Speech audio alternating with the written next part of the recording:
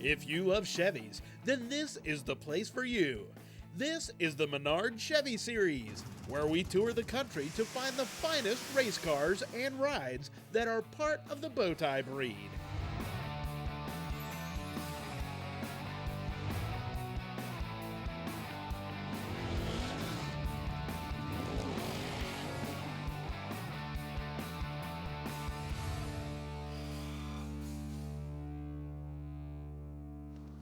Hello and welcome to the Menards Chevy series. This week we're coming to you from amongst the citrus groves and the vineyards in Bakersfield, California. And true Chevy fans know that means one thing, Famoso Raceway, one of the most historic drag strips in the country. The place is packed with drag cars, and it's packed with hot rods, it's packed with swap meet vendors, and it's packed with fun as we're going to be out here all weekend long checking out the best Chevys that California has to offer.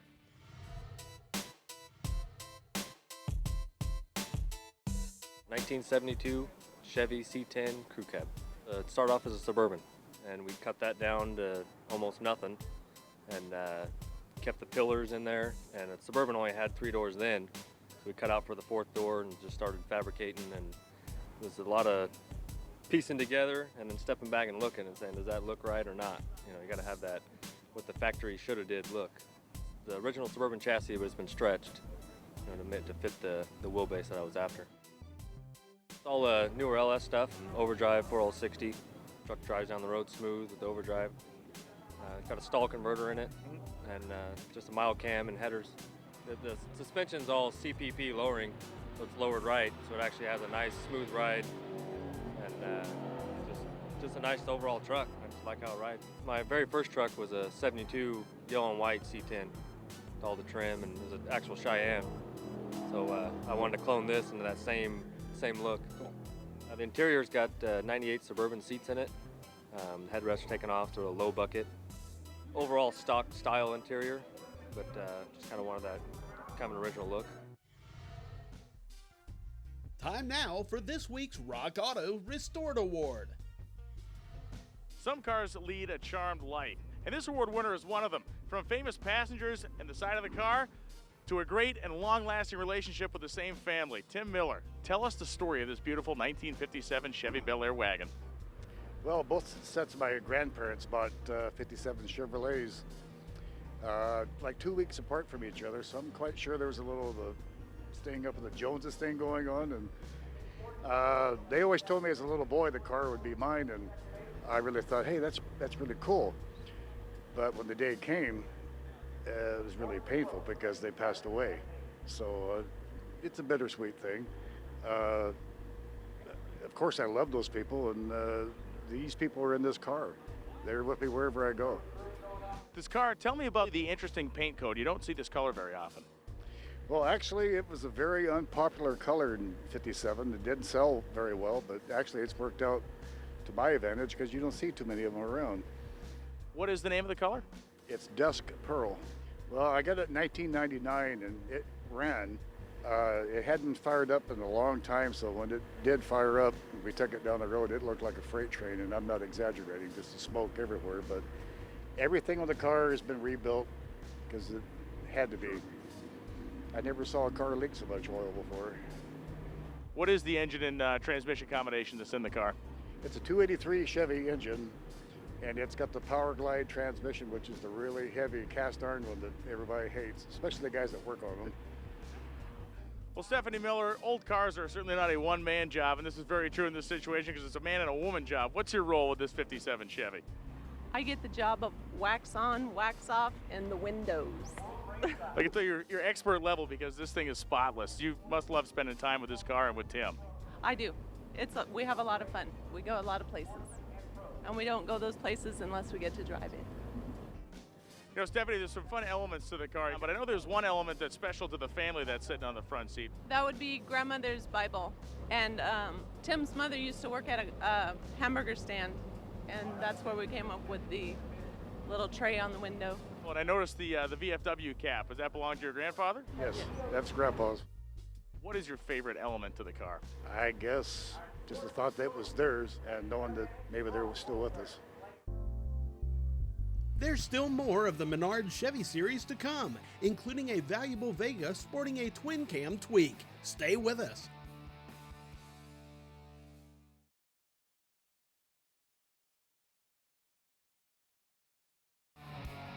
This episode of the Menards Chevy series is brought to you by ARP, the world leader in fastener technology. Original Parts Group, the world's largest source for GMA body parts and accessories. Custom Auto Sound, the originator of classic car OEM fit radios since 1977. And by Steel Rubber, quality crafted rubber parts and weather stripping. Welcome back to the Menards Chevy series. We're here in the pits at Famoso Raceway, and this is actually a Bill Thomas Cheetah-bodied funny car. This Cheetah was built in the 1960s to compete against the Cobras on road courses. This one's got a tube chassis on it. It's got the flip-top style body on the top as well. You never really know what you're going to run into at a Menards Chevy series event, and that also holds true for our producers' picks.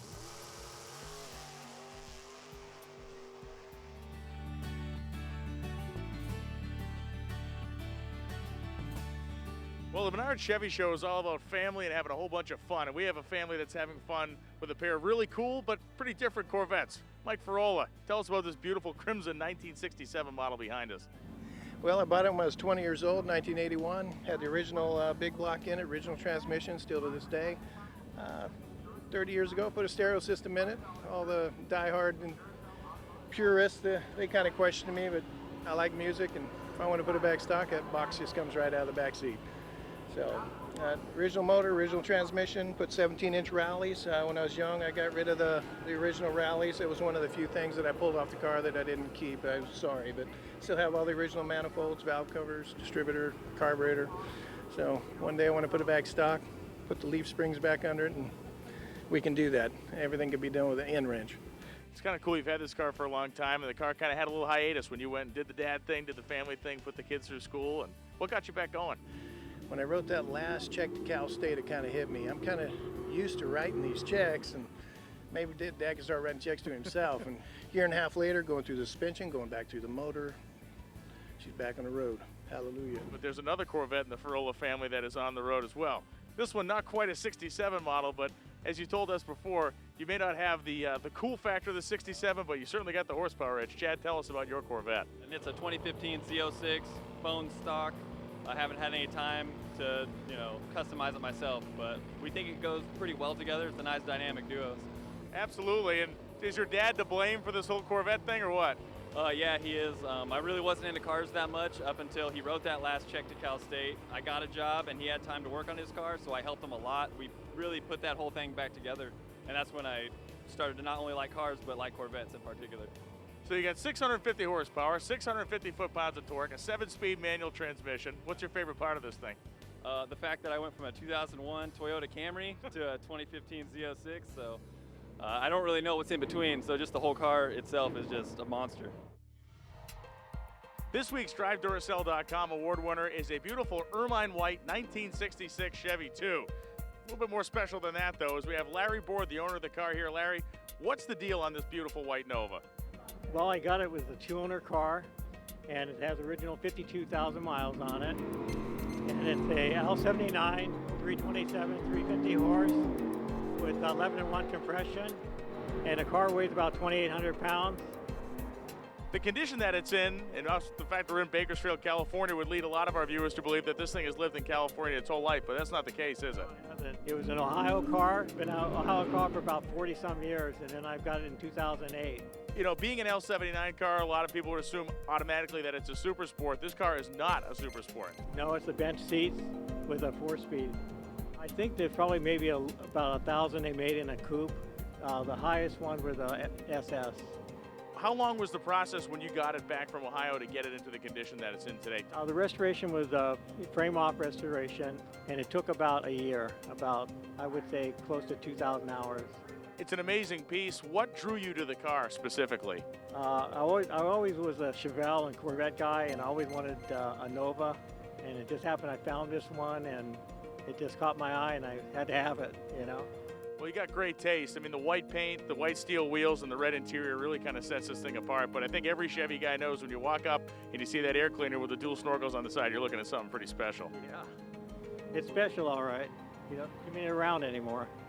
Well, very great, very nice car, very clean car, and we thank you very much for having it out here in Bakersfield. So that's this week's DriveDuracell.com award winner, this gorgeous 1966 L79 Nova. Now let's go check out one of our producer picks. It's a model of Vega that they built in 75 and 76. It has the Vega motor, but it has a Cosworth head, which is a 4-valve dual overhead cam. They also included electronic fuel injection and comes with a stainless steel header. Ken Duckworth from Cosworth Engineering had approached General Motors when they heard they were building an all-aluminum small 4-cylinder engine, and they wanted to use it for Formula B. So when they approached General Motors, John DeLorean thought it'd be a good idea to stick it in a Vega and have a sports car to compete with the BMW 202s. How popular was the car, and this particular car in particular, how rare is this car here? It's wasn't that popular because of the previous Vegas, the issues with the previous Vegas. A lot of collectors had bought them because they were rare. The final production was 3,500 cars. They stopped production in March of '76 because of sales. So there was only 1,400 made in the '76 model. And this one being special as a 76 because of transmission?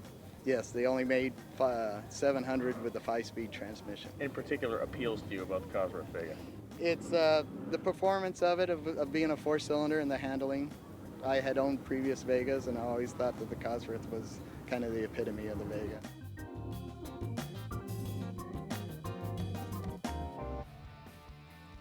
Stay with us for more of the Menards Chevy series from Bakersfield, when we'll check out what has made Famosa famous.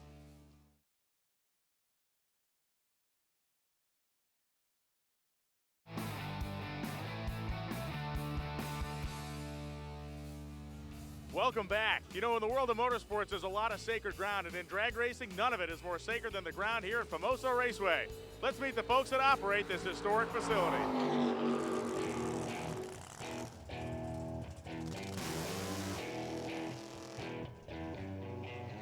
Well, my first job here was at 8 years old selling programs, and I'm 48 now, so I know I don't look it, but now my dad and I actually own and operate the track, so it's been quite a journey.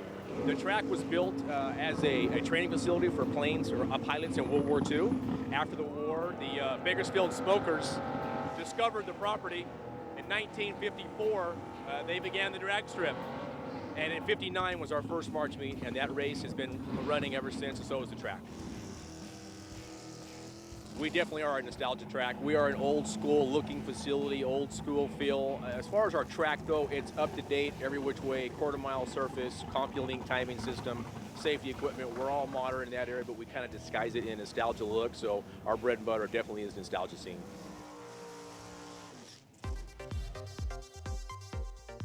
Now let's check out the Original Parts Group Award winner. This is a 1970 Chevelle SS 454. At least it began life that way, but Jim Hunt, you've got a little bit more under the hood than that 454 that came from the factory. I did. I took the 454 out when I bought the car, and we put a 502 into it, and it was probably the best move I ever made. It's solid. Very clean installation. It looks like it should live under there. Now, this car is not just a street car. You've had this thing on the drag strip, I understand, as well. I did. I had a lot of friends wanting to know how fast was the car. Everybody's always wanting to know, and so I did bring it out here to Formosa Raceway and ran it down the track 3 times, and the way she sets with the tires and nothing, no slicks, anything, she'll run 12 flat all day. That is, yeah, that's moving for a big steel car like this, man. How long have you had it for? I've had the car 12 years. It was an eBay find. I bought the car out of Scottsdale, Arizona.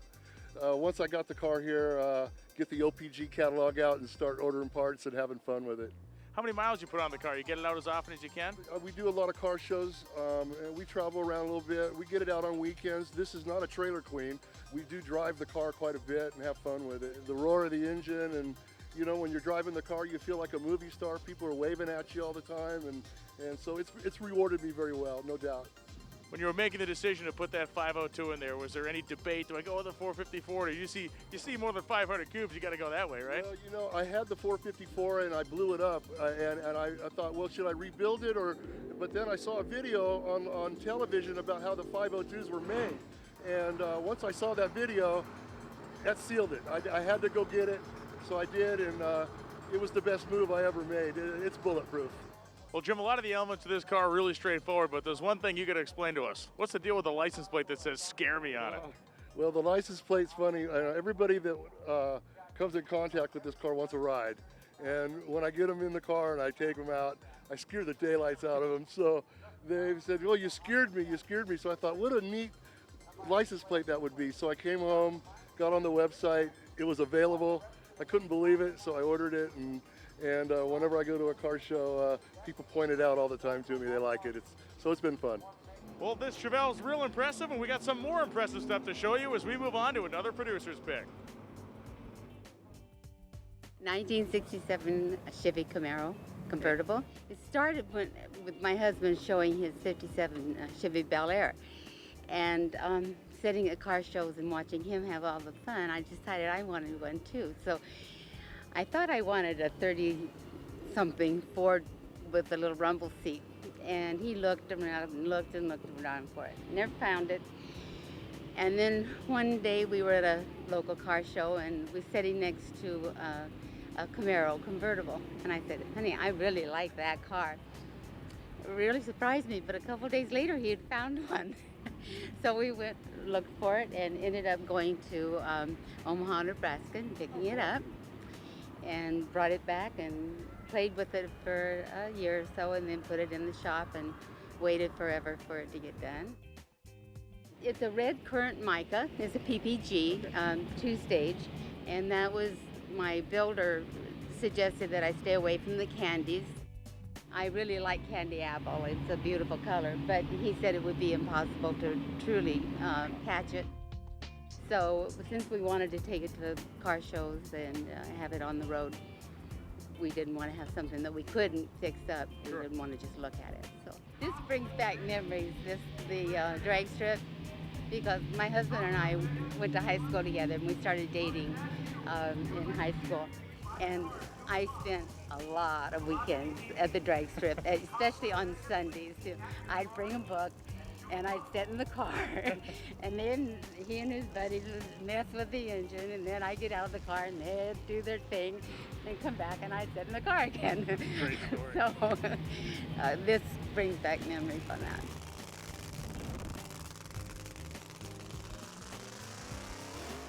Stay with us for more of the Menards Chevy series, because when we come back, we'll check out a 57 with a healthy dose of vitamin Z.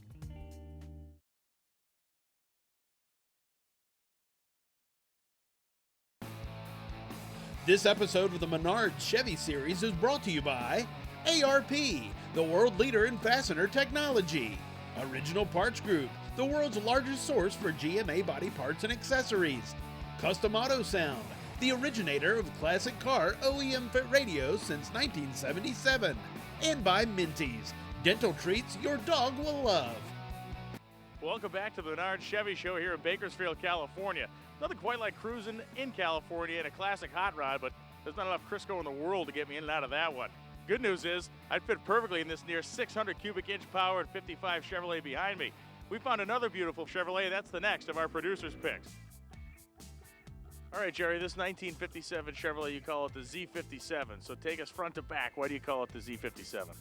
Well, it's got an Art Morrison chassis, late model engine, LS 376, 480 horse hot cam. It's got bucket seats in it. It's got highly modified, a lot of body parts. And it's my idea of if GM made a 57 Chevy 150 today, they'd call it a Z57. The interior is, I'm not sure on the year, but I think 2000 Lexus. Bucket seats, custom console. It's got a 6-speed automatic in it, so I have a late model shifter with the push button on it, which personally I don't like. I'd rather have something old school. And stock steering with a custom Contour steering wheel. It's a thrill to drive. I've autocrossed it on occasion, and I also drag race it occasionally. I drive down the highway with a smile as big as big as a Cheshire cat. And my wife looks at everybody and she sees the thumbs up. I don't, because I'm concentrating on driving. Our final award is from Minties, available at Menards, along with other fine True Science products. The word Camaro has been synonymous with Chevrolet performance since 1967. We're here in Bakersfield with Jennifer Wingert, who has brought her cool Camaro here. Jennifer, tell us about this car and why it's so pink. Why it's so pink? I actually fell in love with the Camaro when I saw the Transformer movie, and once I drove the V8, I fell in love with it, with the speed and the performance of it, and I happened to get the white, and then my grandmother was diagnosed with cancer and struggle. I saw the pain and the struggle that she went through, so I decided to remember that pain and struggling and put pink on my car as, you know, some kind of dedication for her for that. Well, it's a very unique looking piece. You've done a nice job accenting the different parts of the body and all with the pink coloration. This is a 2SS car, right? So what does that mean? More luxury, leather interior, heads-up display. It's an automatic, so it's got the gauges and everything. Well, it must be nice to cruise this thing around. Obviously, you've racked up some miles on it, right? 27,000 so far. It's a daily driver. Kind of what's your favorite element about the thing? I mean, what made you fall in love with the Camaro when you saw it? Actually, I fell in love with it when I was 16 years old. I had a friend who drove a 1967 SS Camaro. Always wanted a Camaro, and then I've always been a Chevy girl, always. So fell in love with an IROC, and once I saw this, I had to get it. Do you show the car often? You get out to cruise nights? How often do you get out with it? I do. I'm part of a Chevy club. It's an all Chevy club here in Southern California. We do charity events, Motor for Toys. We do cruises through the Snake in Malibu, go to Neptune's Net, so yeah. That's what it's all about. I mean, Chevy built these cars to get out and be driven, and you know, it's one thing we're here in Bakersfield enjoying soaking up the sun, but the real fun's driving it, right? Yeah, last year I came here and ran her on the track, and she did 13.8. Jennifer, the car looks beautiful under these blue skies here at Famoso Raceway in Bakersfield. You're a Mid-Tees Award winner. Congratulations. Jennifer was joined by the other award winners at the closing ceremonies. And it was a fitting end to a great weekend here at Famoso Raceway that was filled with eye-catching rides and race cars. Well, that's it for us here in Bakersfield, California. Stay tuned next week. We're going to be coming back to you with the best of the 2015 Menards Chevy Series show. For me, well, they're going to pay me in oranges this week, and unfortunately, they didn't tell me first. I got to go pick them.